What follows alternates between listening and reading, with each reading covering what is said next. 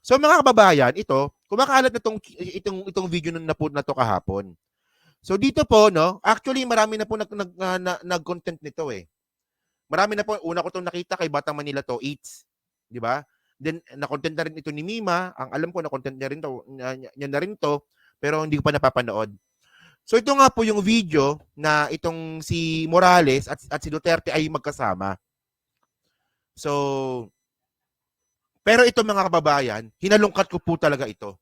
Hinalungkat ko po talaga ito kung kailan nangyari to, kung saan nangyari, at kung bakit nandyan si Morales. Kung bakit magkasama si Morales, si Jonathan Morales, at saka si dating Pangulong Duterte. So ngayon mga kababayan, panoorin natin tong video po na to. Alam ko napanood nyo na to pero panoorin ulit natin. Sige.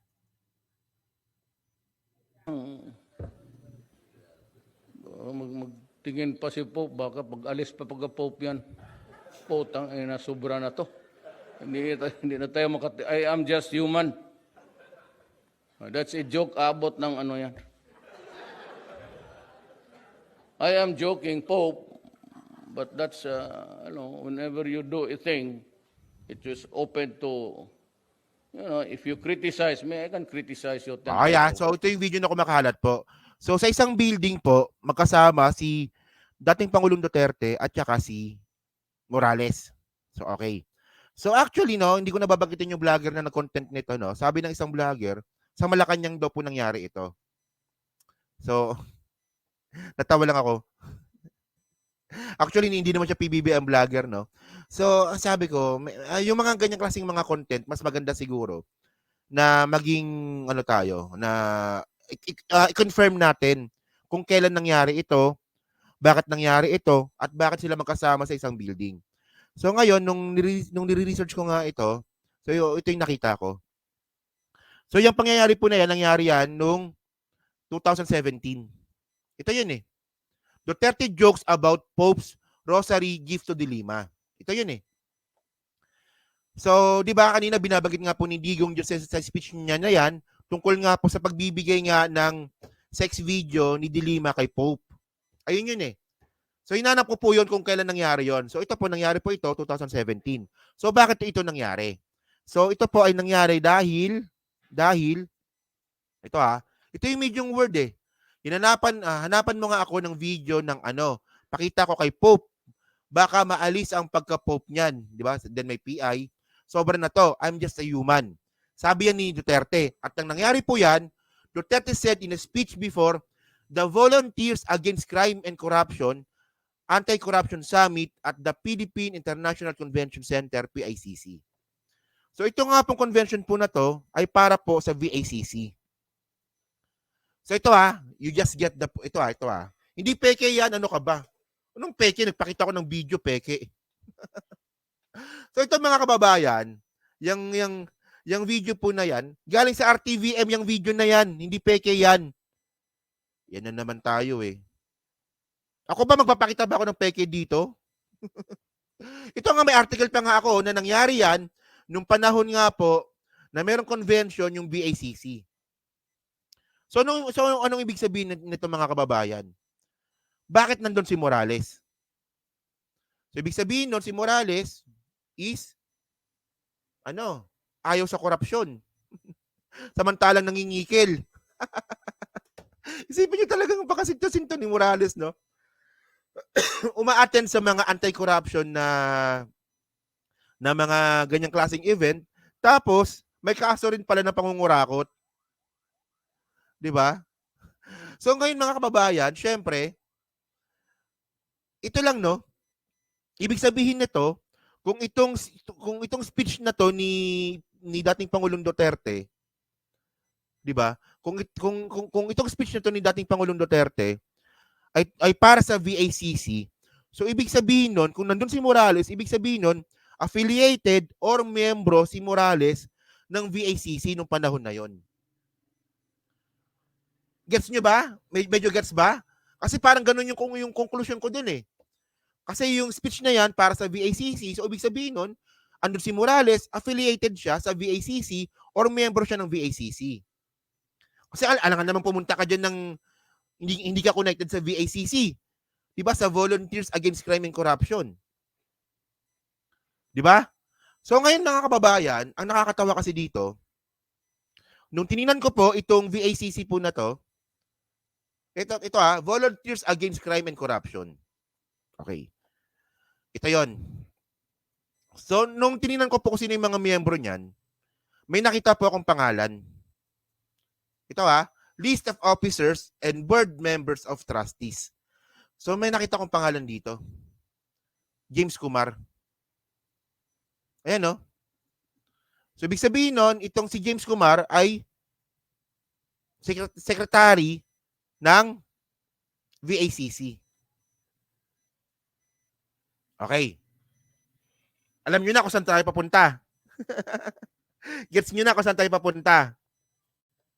Well, mga kababayan, ang akala ko ba, hindi kilala ni Morales si James Kumar. Di ba ang tawag nga ni Morales doon nung sa hearing, Bombay. So ang tanong, kung ikaw ay affiliated sa VACC, at kung posibleng na miyembro ka pa ng VACC, alam ka namang hindi mo kilala si James Kumar. Di ba? Ayan eh. Di ba? Ayan ang punto natin dito eh. Di ba nabanggit nga po ni Morales na itong si James Kumar, kinausap niya daw, hindi niya raw po kilala. Eh paano yun? Eh, secretary ng VACC si James Kumar. At ikaw ay affiliated or posibleng miyembro ka pa nga ng VACC. Tapos hindi mo kilala kung sino yung mga miyembro nun? Hindi mo kilala na secretary si James Kumar nun? Ang problema kasi po kay Morales, mga kababayan, sinasadya niya po talaga na mag-name drop para magkaroon ng sanga-sanga. Para po mas lalo pong magulo at mas lalo lumawak yung investigasyon. Na ito namang palang si ito namang si Bato de la Rosa, hindi niya alam na tinatrap po siya ni Morales. Oh. And then mga kababayan, ito pa. So, ito napanood ko naman ito. Dahil po sa video na yan na lumabas, may napanood naman po akong report tungkol po sa drug matrix ni Duterte at nagko-comment po si Morales. Ito pakinggan nyo to Naalala nyo yung drug matrix?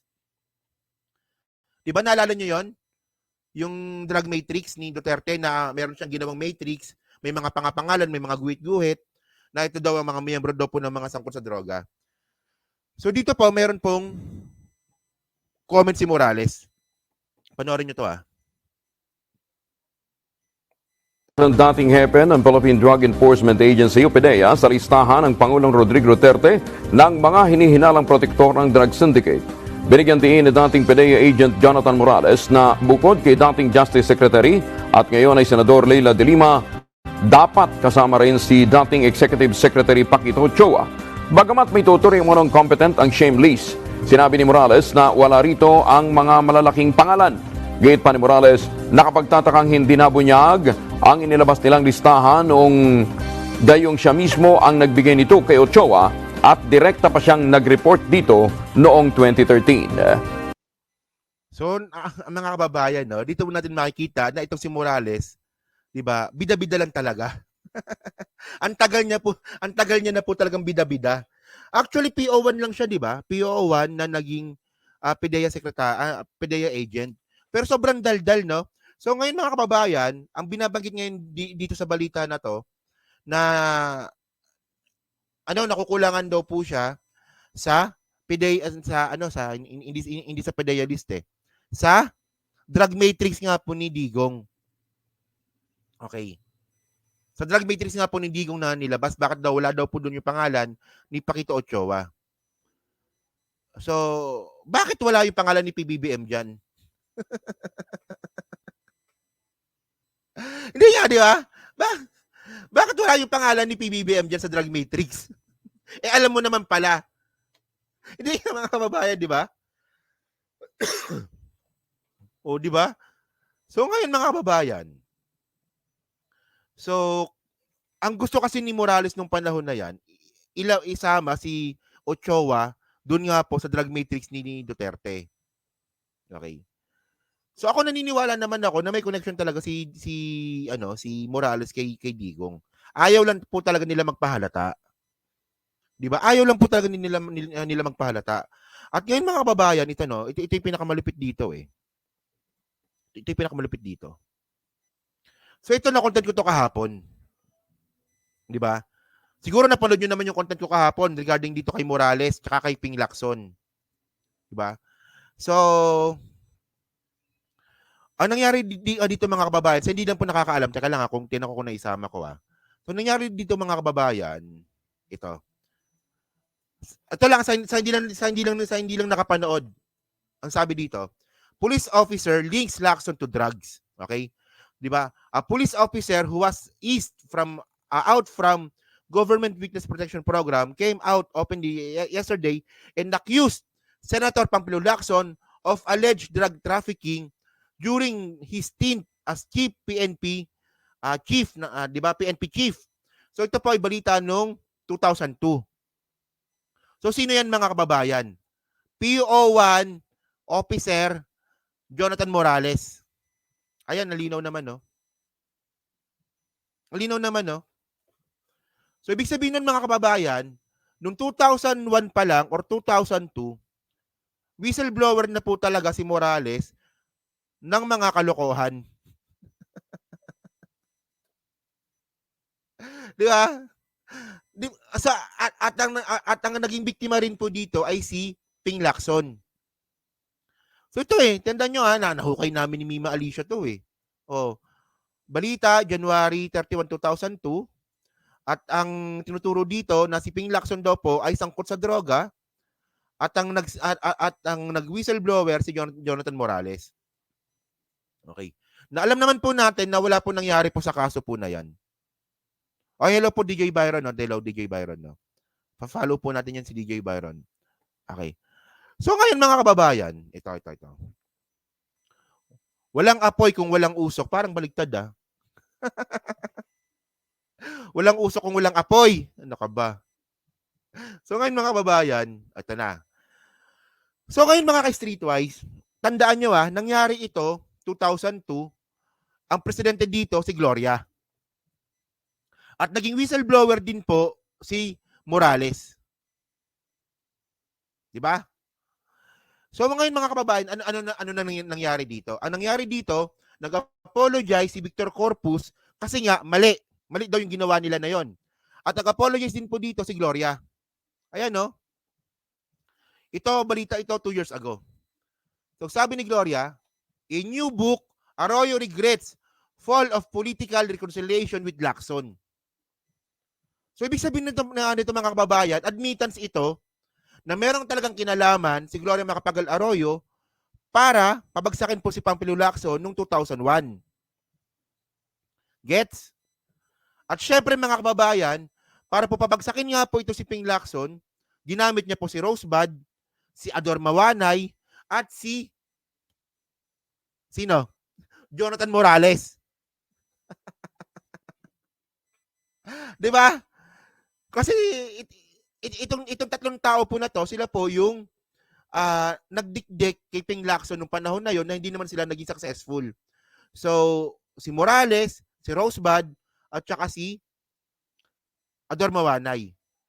So, hindi pa po nakakapanood ng content ko po na yan, na content ko po yan kahapon. Kasi doon ko po na-explain po lahat with matching article po ng balita at evidence na totoo po itong sinasabi ko. So ngayon mga kababayan, ang sabi dito ni Gloria Macapagal Arroyo. Okay. Saan ba 'yon? Ito. Former President Gloria Macapagal Arroyo lamented the collapse of political reconciliation talks between Senator Ping Lacson during her presidency in what she admitted to be false accusation leveled against the former National Police. Umamin si Gloria Macapagal Arroyo na false accusation yung ginawa po ni Morales, ni Rosebud, at saka ni Ador Mawanay. So kasama po doon si Morales. So ano ngayon mga kababayan? Ano mangyayari ngayon dito? So ano nangyari kay Morales ngayon? So ngayon mga kababayan, Nag-whistleblower si Morales nung panahon ni Gloria at ngayon, nag-whistleblower na naman siya ngayon nung panahon ni Digong. Tama ba? Tama, di ba?